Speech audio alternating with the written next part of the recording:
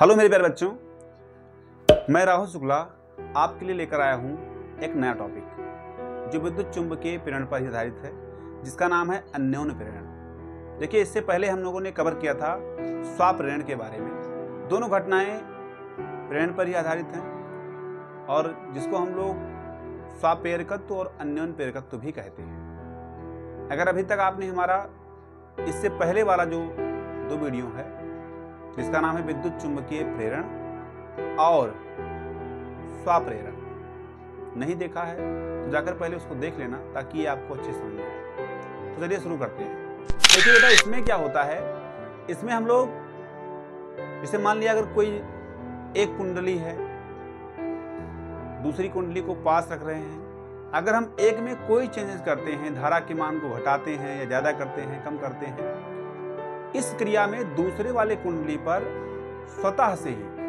अपने आप ही देख करके ही एक विद्युत वाहक बल उत्पन्न हो जाता है, जिससे धारा भी उत्पन्न हो जाती है। और इसी घटना को हम लोग कहते हैं अन्योन्य प्रेरण। क्या कहते हैं? अन्योन्य प्रेरण। समझिएगा, देखिए यहां पर हमने क्या किया कि एक प्राइमरी कुंडली और एक सेकेंडरी कुंडली को रखा। अगर हम प्राइमरी कुंडली में कोई चेंजेस करते हैं, यानी धारा के मान को कम करते हैं या ज्यादा करते हैं, देखिए इसमें हमने आई धारा को प्रवाहित किया है। और अगर इस आई धारा के मान में हम कोई चेंजेस करते हैं, चेंज कैसे करेंगे, यहां देखिए लगा रखा है हमने। अगर इसको घटाएंगे या बढ़ाएंगे, कुछ भी करेंगे, इससे एडजस्ट कर सकते हैं हम लोग धारा के मान को। ठीक है ना? इसका नाम क्या है? धारा नियंत्रक। क्या नाम है? धारा नियंत्रक। धारा को नियंत्रित करता है। अगर हम धारा नियंत्रक में कोई चेंज कर रहे हैं, यानी कि धारा के मान को घटा रहे हैं, बढ़ा रहे हैं, कुछ भी कर रहे हैं, तो दूसरा जो आपका सेकेंडरी कॉइल है उसमें अपने आप ही क्या होता है, एक विद्युत वाहक बल उत्पन्न हो जाता है। और इससे क्या होता है कि इसमें धारा भी उत्पन्न हो जाती है। इसी घटना को हम लोग क्या कहते हैं? स्वाप्रेरण नहीं बल्कि अन्योन्य प्रेरण कहते हैं। क्या कहते हैं बेटा? अन्योन्य प्रेरण कहते हैं। सुन रही बात?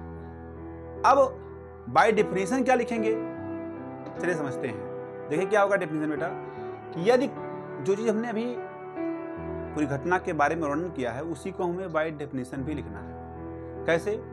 जैसे देखिए हमने लिखा बेटा कि यदि कुंडली को अतिसमीप रखकर, देखिए दो कुंडली हमने समीप रखा है, एक में धारा के मान में परिवर्तन करें।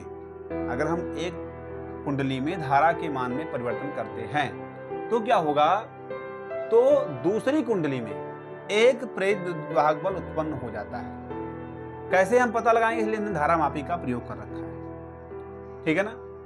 यह घटना ही क्या कहलाती है? अन्योन्य प्रेरण कहलाती है, यानी म्यूचुअल इंडक्शन कहलाती है। सुन रही बात?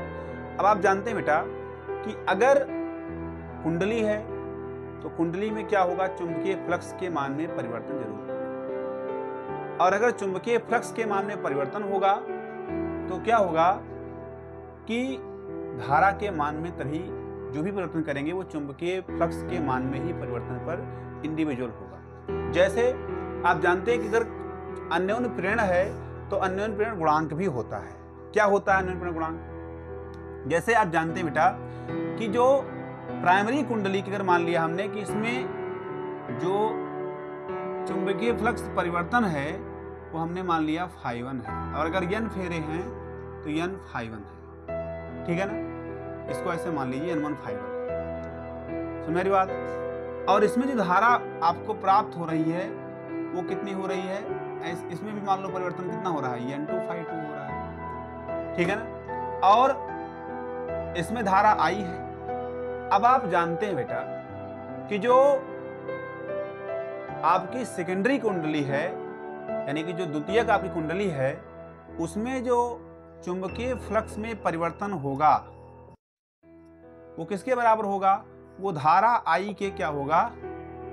समानुपाती होगा, यानी अनुक्रमानुपाती होगा। ठीक है ना? कैसे? धारा का मान घटाएंगे या फिर चाहे बढ़ाएंगे, दोनों कंडीशन में क्या होगा कि इसमें चुंबकीय फ्लक्स के मान में परिवर्तन होगा। ठीक है ना? कम करेंगे कम होगा, ज्यादा करेंगे ज्यादा होगा। ठीक है ना? इसका मतलब दोनों आपस में किस में रहेंगे? समानुपाती में रहेंगे। अब आप जानते हैं अगर इस चिन्ह को हम हटाएंगे तो यहां पर क्या होगा बेटा, n2 phi2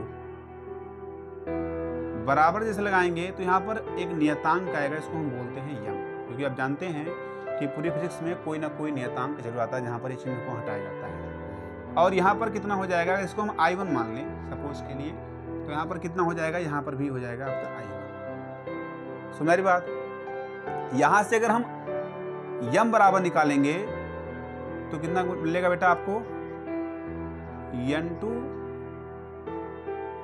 phi2 अपान में I1। यहाँ से एक आपका फॉर्मूला प्राप्त होता है, जहां कैपिटल एम आपका क्या है, अन्योन प्रेरण गुणांक है, अन्योन प्रेरण गुणांक है,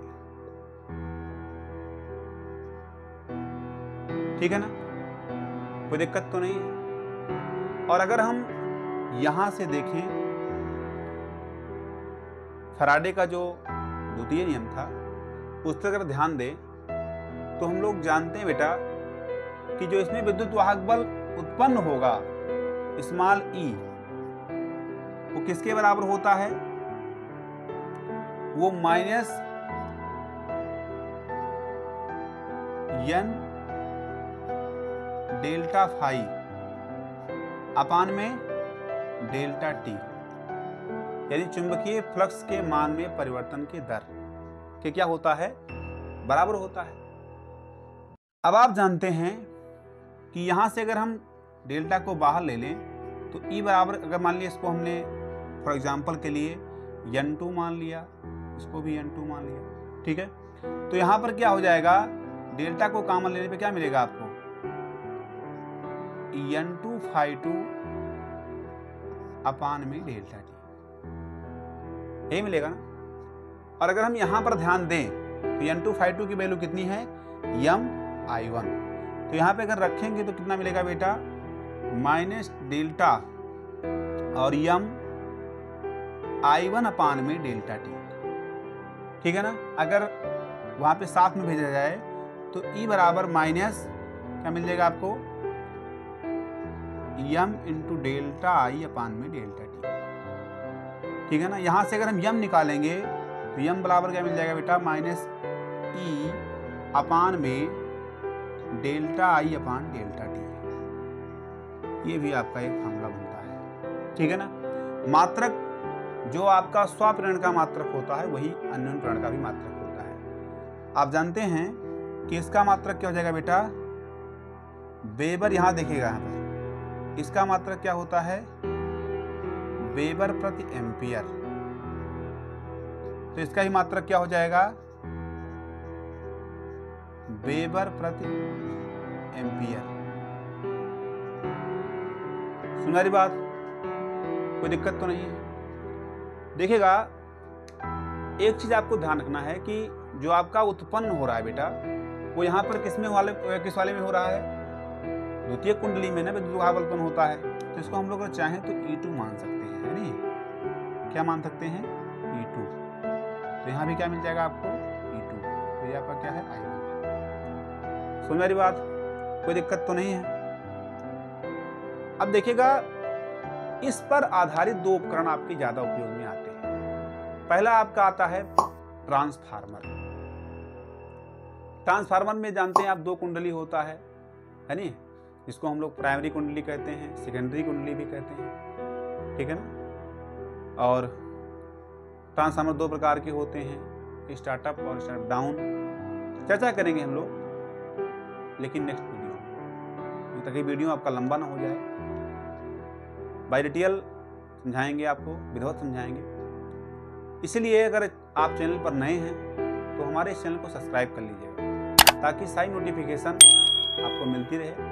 और एक लाइक तो बनता ही अगर वीडियो अच्छा लग रहा है तो, ताकि हम लोग भी मोटिवेट होते हैं कि आगे वीडियो आपके लिए बनाया जाए। लाइक में क्या लगता है, तो लगता थोड़ी है अपना लाइक में, लाइक जरूर करना और कमेंट में बताना कि जो दूसरा आपका अन्योन प्रेरण पर आधारित उपकरण है वो कौन सा है, कमेंट जरूर करना। मिलते हैं नेक्स्ट वीडियो में, थैंक यू।